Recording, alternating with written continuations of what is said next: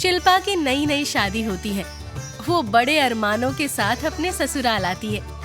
वो काफी अच्छे पैसे वाले घर से होती है, पर उसे क्या पता था कि उसकी सास कमला देवी इतनी कंजूस निकलेगी कि उसकी हर खुशी पर रोक लगा देंगी।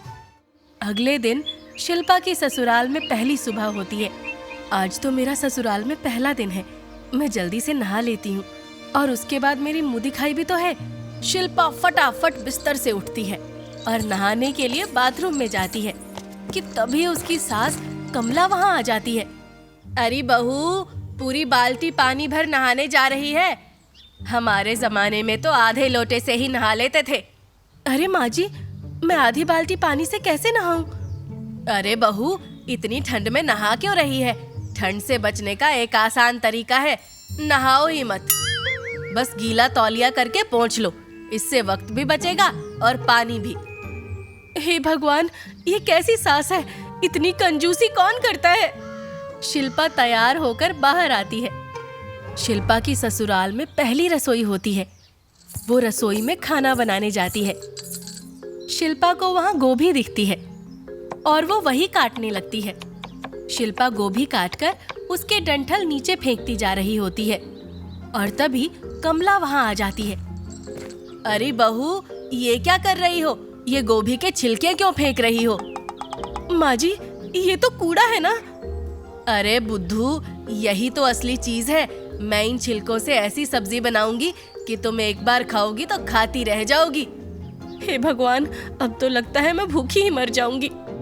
कुछ दिन बाद शिल्पा के घर कोई मेहमान आते हैं। शिल्पा जल्दी से जाकर अपनी सास को बताती है, ठीक है, मैं बाहर जाती हूँ, तुम किचन से कोल्ड ड्रिंक लेकर आ जाओ। शिल्पा फ्रिज से कोल्ड ड्रिंक निकालती है, पर वो थोड़ी सी ही होती है और उससे बस एक ही ग्लास भर पाता है। अरे, इससे तो बस एक ही ग्लास भर पाया है। बाहर तो 2 लोग आए हैं, अब मैं क्या करूं? एक काम करती हूँ, माँ जी को बुलाकर लाती हूँ। शिल्पा अपनी सास को इशारा करके रसोई में बुलाती है। कमला रसोई में जाती है और शिल्पा कहती है, माँ जी, अब बाहर से कोल्ड ड्रिंक मंगवा दीजिए, ये तो कम पड़ गई है। अरे बहू, तू भी ना, एक काम कर, जल्दी से इसमें थोड़ा सा पानी मिला दे, देख फिर कैसे 1 से 2 ग्लास भर जाएंगे। हैं? कोल्ड ड्रिंक में पानी? बेचारी शिल्पा वैसा ही करती है। शिल्पा अपनी सास की कंजूसी से बहुत परेशान होती है। ऐसे ही महीनों निकल जाते हैं और एक दिन शिल्पा अपनी सास के साथ बाजार जा रही होती है। बाहर बहुत ही गर्मी होती है। शिल्पा झुलसती हुई गर्मी में रोड पर खड़ी होती है। Rickshaw, rickshaw.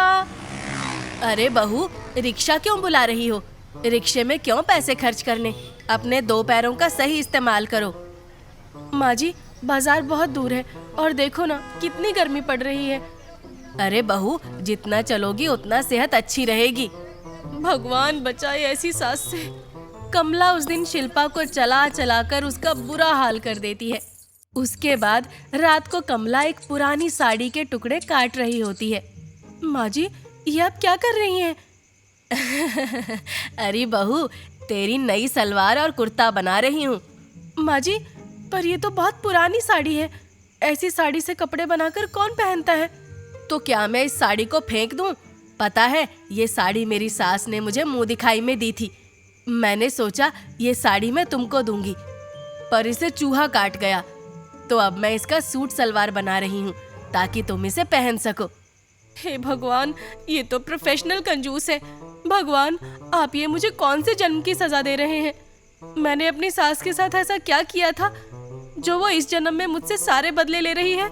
शिल्पा मन ही मन अपनी सास को कोस कर वहां से चली जाती है। अगली सुबह शिल्पा किचन में चाय बना रही थी। अरे बहू, तुमने ये सारा दूध चाय में ही डाल दिया और ये पतीला इसे सिंक में रख दिया। माँ जी, बिना दूध के चाय कैसे बनाऊं? और खाली बर्तन तो सिंक में ही डालूंगी ना। नहीं नहीं, मैं तो इसलिए बोल रही हूँ क्योंकि ज़्यादा दूध पीने से मोटापा बढ़ता है। और देख, पतीले के नीचे कितनी खुरचन लगी है, इसे तो मैं खा लूंगी ना। अभी तो आपने बोला दूध से मोटापा बढ़ता है, अब इससे मोटापा नहीं बढ़ेगा क्या? अरे वो तो मैं तुम्हारे मोटापे की बात कर रही थी। ये कभी नहीं सुधर सकती। अब तो भगवान आप ही कुछ ऐसा करो जिससे ये अपनी कंजूसी छोड़ सके। कमला की कंजूसी से घर के सभी लोग परेशान थे, लेकिन अब हालात और भी दिलचस्प होने वाले थे, क्योंकि कमला के छोटे बेटे की शादी हो जाती है और उनके घर में एक बहू रानी की एंट्री होती है। शादी के बाद रश्मि का ससुराल में पहला दिन होता है। शाम को सभी लोग साथ में बैठे होते हैं। रश्मि बहू, घर में थोड़ा सोच समझकर खर्च करने की आदत डाल लेना। हम लोग पैसे की कद्र करते हैं। अरे माँ जी, मैं तो खर्च करने में यकीन रखती हूँ। अच्छे कपड़े, अच्छा खाना और आरामदायक जिंदगी, यही असली मजा है। कमला के चेहरे का रंग उड़ जाता है और शिल्पा मुस्कुराकर अपनी सास को देखती है। अब आएगा मजा। अगले दिन कमला सुबह उठते ही देखती है कि रश्मि के बाथरूम में नल चला पड़ा है और पानी बाल्टी से बाहर निकल रहा है। अरे बहू, ये नल क्यों फालतू में खुला छोड़ रखा है? माँ जी, वो मैं बाहर गई थी तो भूल गई थी। आज तो भूल गई, पर आगे से गलती से भी मत भूलना, समझी? इतना कहकर कमला वहाँ से चली जाती है। थोड़ी देर बाद रश्मि ऑनलाइन शॉपिंग कर रही होती है। ये क्या कर रही हो बहू?